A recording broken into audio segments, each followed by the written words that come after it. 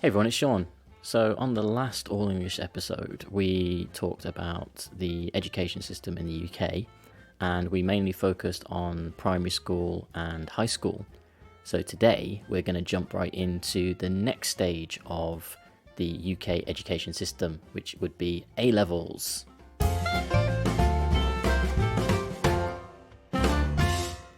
Okay, so today we're going to focus on A-levels, and the A in A-levels stands for advanced. So the qualification is called the advanced level qualification. Now, usually in the UK, after high school, people have the choice of either going straight into work or continuing their education. And if they want to continue their education, then they can take A-levels. There are many options available for A-levels and a wide range of courses and different subjects that you can take. So it's totally up to the individual what they want to do. There are also different ways that they can take the A-levels as well. I was quite lucky at my high school. We had something called sixth form, SIXTH, and form FORM. And that is like a special college which is still connected to the high school, if that makes sense. If people's schools don't have these special sixth form colleges, they can go to a separate building, like a separate location, and go to college. So this is very different to America, where they refer to university as college. It's a little bit confusing, right? But in the UK, college is not university, okay? College is the little bit in between high school and university. Yeah, difficult. But at college or sixth form, whichever one people decide to go to, they can take their A-levels. So with the A-levels, they have a wide range of topics that they can choose from. But usually most people in their first year of A-levels take 4 or maybe sometimes 5 topics. So for example, in my first year, I took photography, psychology, sociology, and IT. And IT stands for information technology. And students can focus as much time as they want onto each of those subjects. And then in their second year of A-levels, they usually cut down to 3 or sometimes even 2 subjects that they want to specialize in. So in my first year, I had photography, psychology, sociology, and IT. But then in my second year, I decided to drop sociology because I felt it was kind of similar to psychology in a way. Rather than looking at society, we were looking at the mind and how things work and how people think. So I thought maybe one ology subject would be enough. So I took psychology, IT, and photography in my second year. So in the second year, you really focus your energy on one of those subjects. And I put most of my energy into photography because I knew that photography was something that I wanted to do as a career in the future. And the reason that A-levels are so important is because depending on the grade that you get, which goes from, fail all the way up to A star, so like A star, A, B, C, D, E, F, which would be a fail.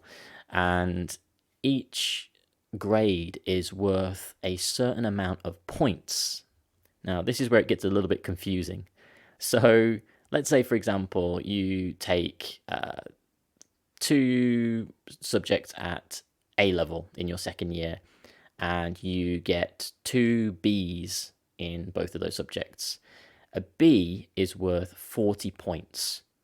So that would mean that you have a total of 80 points. Now, what do these points mean? So the points are what are used to decide which university you go to. So this is why A-levels are so important, because they determine which university you can and can't go to. So there's a lot of pressure on students in their second year of A-level to really try their best to get as many points as possible. So people can do that in a range of ways. They can either do their best in one subject. So, for example, an A star in one subject is worth 56 points. But in other cases, sometimes people try to take 3 or 4 subjects and try to get average scores like C's or B's to try and make up the points. And once you've got an idea of how many points you're estimated to get, you can start looking at different universities that you want to go to. So in this situation, we have something called UCAS, which is UCAS, and that stands for the Universities and Colleges Admissions Service. Now, this is like a special website where students can go onto and choose which university they want to go to and which subjects they want to study. And from there, the website, the UCAS website, will tell the students what score, how many points they need to enter those universities. So this is when students usually choose a number of universities that they want to go to, just in case they don't get enough points to get into the university that they want to go to. So in my situation, for example, in my second year, I was doing photography, psychology, and IT. And I went onto the UCAS website and I chose 3 universities that I wanted to go to. Staffordshire University, Derby University, and Wolverhampton University. And from there, I could see roughly how many points I would need in each subject to get into one of those universities. So this is where the pressure comes in, because students don't know how many points they're going to get until after they've done their exams.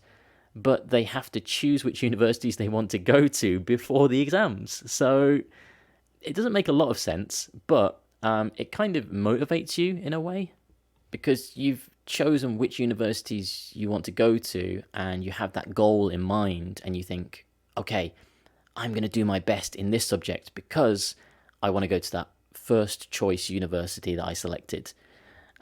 But this is why people choose 2 to 3 universities that they want to go to, because just in case they don't manage to get enough points to go to their favorite university, they still have like a backup plan. And then even if their backup plan doesn't work, they have a secondary backup plan. So I chose 3 universities which all had great photography courses available. So the next step would be to visit the universities on something called open days. And an open day is where you can basically just go to the university, be shown around the campus, check out the facilities that you're going to be using, and then that should give you a better idea of what to expect when you actually get to university. So I chose Staffordshire University as my first choice because their photography department was amazing. And I remember when I first went to their open day, and the photography section had lots of dark rooms, so using film processing for analog photography. Analog is ANALOGUE,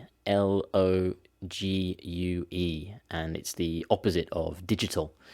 So the old style of photography that we were using at that time, it would have been, I guess, 2005, 2006 maybe? I can't remember exactly. But it was around the time that digital had just started to kind of come in and take over. And I remember speaking to one of the members of staff at the university, and they were saying how they were actually going to tear down most of the film processing labs and replace them with digital labs and new computers like Apple MacBooks and Apple iMacs and digital cameras. So that kind of made me really want to go to Staffordshire University over the other 2 universities, which were still using more film photography at the time. So yeah, I luckily got enough points to get into Staffordshire University, so I managed to get into the university that I wanted to go to. And yeah, that's the process that many people have to go through to get into university. So, 今日のエピソードはいかがでしたでしょうか It feels weird doing that without Sota. But if you enjoyed this episode, please let me know on Instagram. I always read all of your comments. I can't reply to everybody because obviously I get very busy, but I will try to reply to some people if I can. But I definitely read all of your comments, that's for sure. So in the next episode, we'll have a deeper look at my time in university and what kind of university life I had. So, see you guys next time. Bye bye.